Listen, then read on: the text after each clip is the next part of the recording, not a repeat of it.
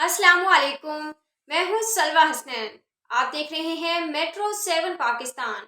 आइए चलते हैं कराची की खबरों की जानिब। जिहाद इस्लामी फ़लस्तीन के वफ़द ने मरकजी रहनुमा सैयद हुसैन अल बरगा की क़यादत में जमात इस्लामी के मरकजी नायब अमीर डॉक्टर मिराजुल हुदा सिद्दीकी और सिंध के अमीर मोहम्मद हुसैन मेहनती से मुलाकात की।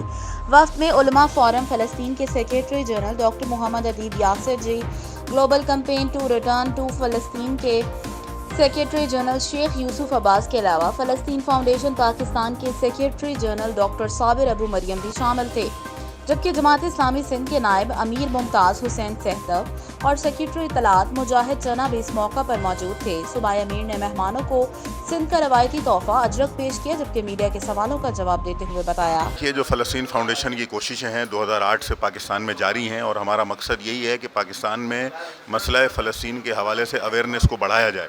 और आपके सामने आज ये फ़लस्तीन से आया हुआ वफ़द इस बात की एक गमाज़ी कर रहा है कि वक्तन फ़वक्तन गाए बगाए इस तरह के वफूद हमारी दावत पर पाकिस्तान आते हैं, जिसका मकसद ये होता है कि हम लोगों तक फ़लस्तीन के पैगाम को आम करें।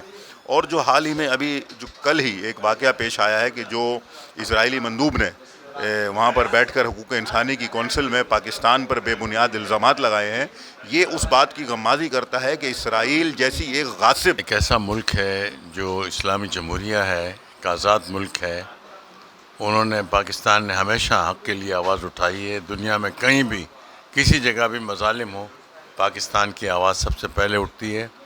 पाकिस्तान के अवाम सबसे पहले उनका साथ देते हैं, मज़लूमीन का साथ देते हैं। इसीलिए आप देखें कि फ़लस्तीन के कॉज़ के लिए सबसे बड़ी आवाज़ अगर दुनिया में कोई मौजूद है, अरब दुनिया से भी आगे अगर कोई है तो वो पाकिस्तान है अल्हम्दुलिल्लाह। इसी तरह से जो मज़ालिम कश्मीर में हो रहे हैं, कश्मीर के लिए पाकिस्तान जो है वो खड़ा हुआ है। इसराइल की नुमाइंदा थी, उन्होंने पाकिस्तान के अंदर हुकूक़ इंसानी पर तनकीद की है। मैं ये समझता हूँ कि ये एक सदी का लतीफ़ा है कि वो इसराइल के जो बस्तियाँ जलाता है, लोगों का खून बहाता है, मासूम बच्चों को कत्ल करता है और इबादत गाहों में जाने के लिए रुकावटें खड़ी कर देता है, ऐसे इसराइल को आज इंसानियत मिलकर जालिम से उन मुसलमानों का दिफा कर सकें जो जुल्म की चक्की में पिस रहे हैं। ولأن الصهيونية هي معتدي وقاتل وظالم ومحتل الأرض وعدو لكل القيم والأخلاق النبيلة، فإن الصهيونية هي عدو لنا جميعا۔ اسرائیل جو کہ صہیونی ہے وہ دشمن ہے ہمارا، کیونکہ اس نے فلسطین کی پاکیزہ زمین پر قبضہ کیا ہے، ہمارے گھروں کو گرایا ہے۔